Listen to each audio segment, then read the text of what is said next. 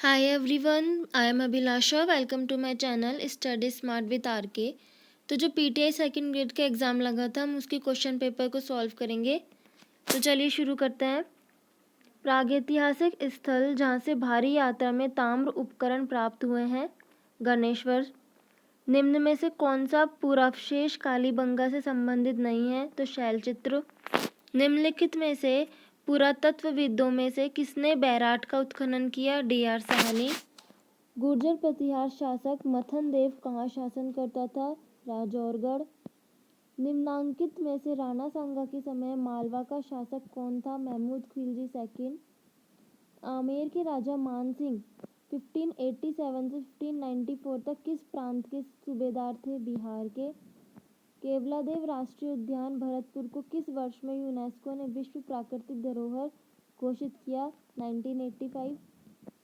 राजस्थान में जनवरी में न्यूनतम तापमान निम्नलिखित में से किस जिले में अंकित किया जाता है? गंगानगर जिले में। तालिका फर्स्ट में दिए गए राजस्थान की नदियों के साथ तालिका सेकंड में वर्णित उनके उद्गम स्थल को सम्मिलित करते हुए सही कूट को चयनित कीजिए। तो इसमें थर्ड ऑप्शन आएगा गग्गर का आएगा, फोर्थ शिवालिका की पहाड़ियाँ, बी माही का आएगा, थर्ड महेंद्र झील, सी चंबल का आएगा, सेकंड जानापाव की पहाड़ियाँ, और डी जो बनास है उसका है फर्स्ट खमनोर की पहाड़ियाँ। नेक्स्ट है तालिका फर्स्ट भौतिक आकृति को तालिका सेकंड स्थान में सुमेलित कीजिए तथा नीचे दिए गए कूट में से सही उत्तर चयनित कीजिए। तो हमारा सेकंड ऑप्शन सही है। ए का है थर्ड, बी का फोर्थ, सी का फर्स्ट और डी का सेकंड। राजस्थान के कौन से जिलों के युग में वालरा कृषि की जाती है? डूंगरपुर और बांसवाड़ा। निम्नलिखित में से कौन सी एक गौवंश नस्ल नहीं है? जमनापुरी। जनगणना 2011 के अनुसार राजस्थान में कौन से जिलों को युग्म महिला साक्षरता दर में प्रथम एवं द्वितीय स्थान रखता है? कोटा और दूसरा है जयपुर। 2011 की जनगणना के अनुसार ग्रामीण राजस्थान में बच्चों 0 से 6 वर्ष आयु वर्ग का लिंगानुपात है 8:92। राजस्थान में सूती वस्त्र उद्योग की सर्वप्रथम इकाई किस जगह प्रारंभ की गई? ब्यावर। निम्नलिखित जिलों में से किन जिलों में शुष्क सागवान वन पाए जाते हैं? डूंगरपुर एवं बांसवाड़ा जिले में। निम्नलिखित चौहान शासकों को काल क्रमानुसार व्यवस्थित कीजिए तथा सही कूट का चयन कीजिए।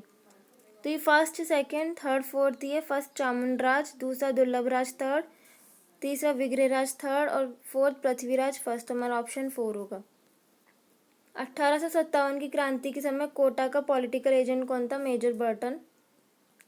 1857 की क्रांति के समय निम्नलिखित में से कौन सा टोंक का नवाब था? वज्रुद्दौला। नरेंद्र मंडल का प्रथम चांसलर कौन था? महाराजा Ganga Singh.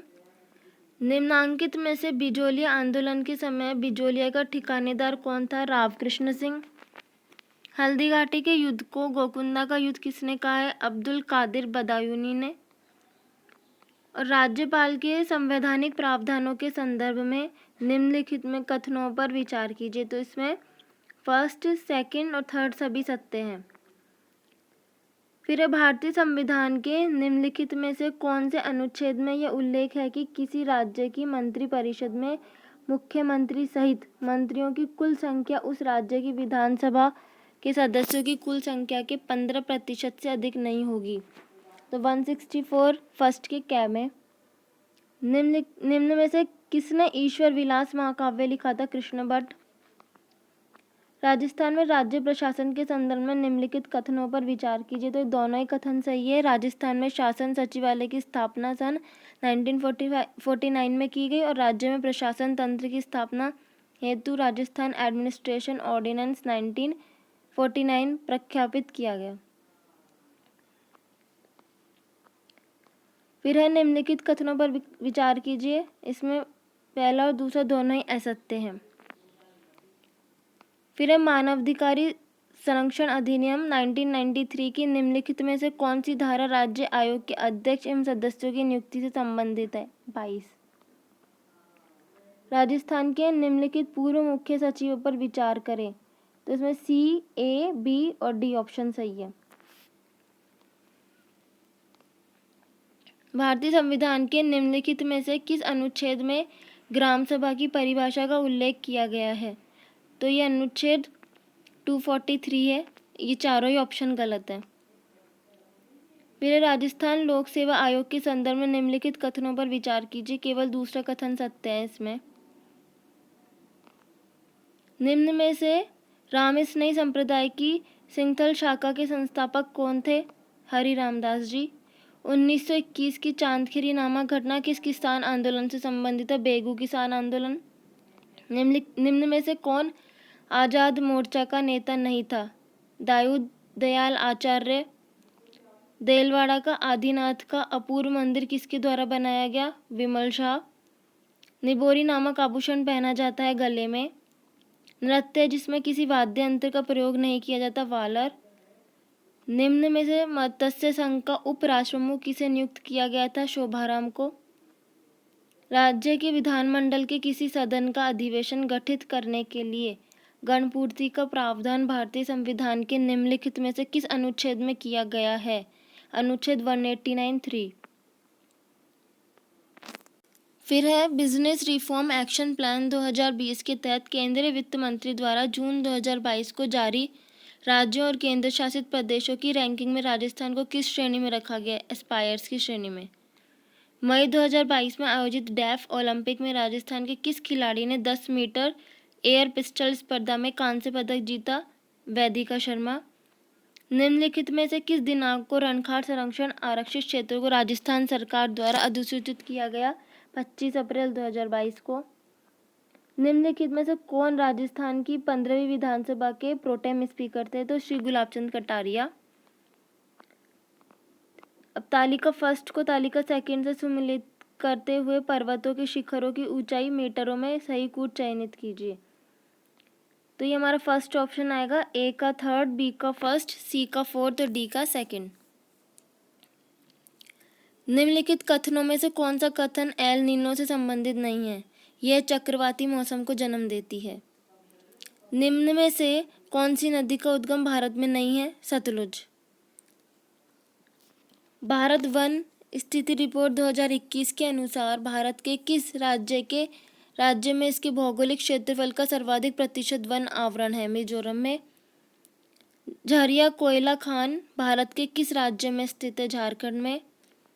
Emission gap report 2022 के अनुसार 2020 में निम्नलिखित में से कौन सा हरित गृह गैस का सबसे बड़ा योगदान करता है? तो चीन।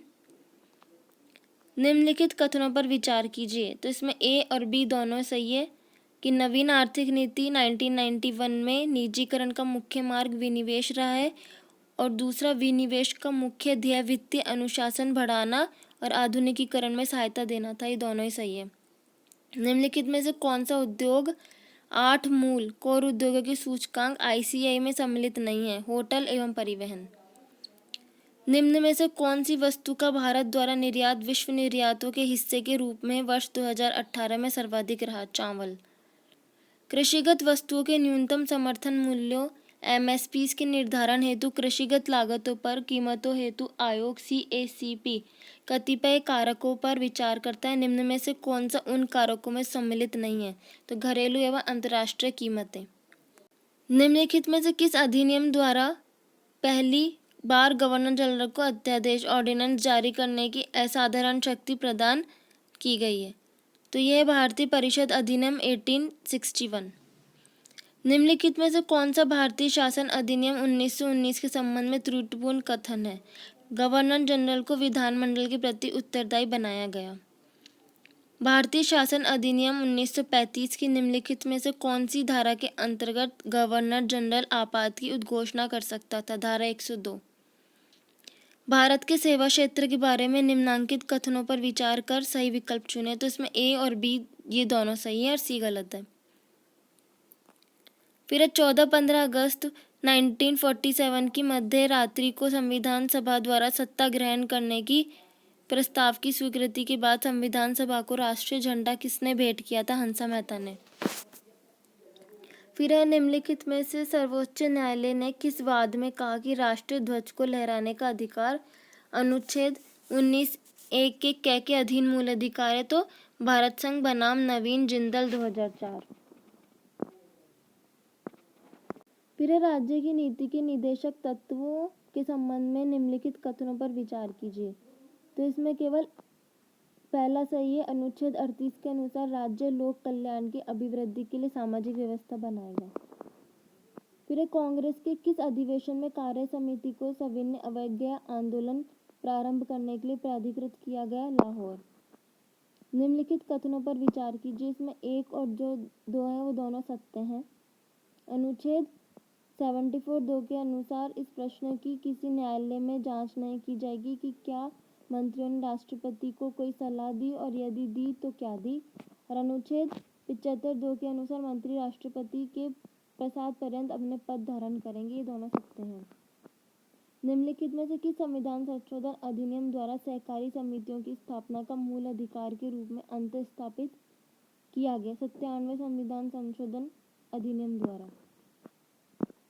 फिर निम्नलिखित में से किस अनुच्छेद में यह उल्लेख किया गया है कि जब लोकसभा सत्र में नहीं है तब राज्य की संचित निधि में से व्यय के लिए संसद की मंजूरी लंबित रहने तक ऐसे व्यय को प्राधिकृत करने की राष्ट्रपति की क्षमता होगी? तो अनुच्छेद 357 फर्स्ट गैर। फिर है निम्नलिखित में से कौन सा एक सामूहिक शाब्दिक बुद्धि परीक्षण का उदाहरण है? आर्मी अल्फा परीक्षण। फिर है निम्नलिखित में से कौन सा बाकर मेहदी सृजनात्मकता परीक्षण का एक उप परीक्षण नहीं है? पूछना और अनुमान लगाना परीक्षण। फिर है निम्नलिखित में से कौन सी एक प्राथमिक अभिप्रेरकों की विशेषता नहीं है? अर्जित। निम्नलिखित में से कौन सा तत्व अभिप्रेरणा चक्र से संबंधित नहीं है? संवेग। फिर है निम्नलिखित में से कौन सा गिलफर्ड द्वारा प्रतिपादित बुद्धि के त्रिआयामी सिद्धांतों की विमाओं और उसके तत्वों का सही मिलान नहीं है? तो ये उत्पाद और अर्थगत। फिर है शैक्षिक मनोविज्ञान किसी व्यक्ति के जन्म से लेकर वृद्धावस्था तक सीखने के अनुभवों का वर्णन और व्याख्या करता है। ये परिभाषा किसके द्वारा दी गई? क्रो एंड क्रो के द्वारा। पियाजे के अनुसार मौजूदा संज्ञानात्मक संरचना में नवीन सूचना को सम्मिलित करना कहलाता है आत्मसातकरण। फिर है विकास अनुदैर्ध्य दिशा सिर से पैर की ओर का अनुसरण करता है। विकास का यह सिद्धांत क्या कहलाता है? मस्तका दोमुखी सिफेलोकॉडल। कोलबर्ग के सिद्धांत के अनुसार व्यक्तिगत आवश्यकताओं एवं दूसरों के नियम सही और गलत का निर्धारण करते हैं। ये नैतिक विकास के लिए किस स्तर का प्रतिनिधित्व करते हैं? तो परंपरागत। फिर है स्किनर के संक्रिय अनुकूलन सिद्धांत के अंतर्गत किस पुनर्बलन अनुसूची में अधिगमकर्ता को एक निश्चित समय के पश्चात पुनर्बलन प्रदान किया जाता है? तो निश्चित अंतराल। फिर शिक्षा मनोविज्ञान के किस पक्ष से संबंधित एक शाखा है? तो व्यवहारात्मक मनोविज्ञान। फिर निम्नलिखित में से कौन सा क्रियापशुद अनुकूलन में प्रयुक्त तंत्र है? रूपण शेपिंग। फिर है जब एक व्यक्ति द्वारा अपने कार्यों या व्यवहार को किसी युक्ति का सहारा लेकर उचित सिद्ध करने का प्रयास किया जाता है तो यह रक्षात्मक युक्ति क्या कहलाती है? तर्क संगतिकरण। आलपोर्ट के अनुसार व्यक्तित्व गत्यात्मक संगठन है मनोदैहिक तंत्र का। फिर है निम्नलिखित में से कौन सा कथन अधिगम हेतु सही नहीं है? अधिगम अस्थानांतरणीय है। फिर है निम्नलिखित में से कौन सा मूल कर्तव्य भारतीय संविधान में अध्यक्षरक्ष उल्लेखित नहीं है? विधि द्वारा स्थापित नियमों की पालना करना। पंचशील के संबंध में निम्नलिखित में से कौन सा कथन सही नहीं है? दोनों राष्ट्रों द्वारा सामूहिक सुरक्षा की अवधारणा को स्वीकार करना।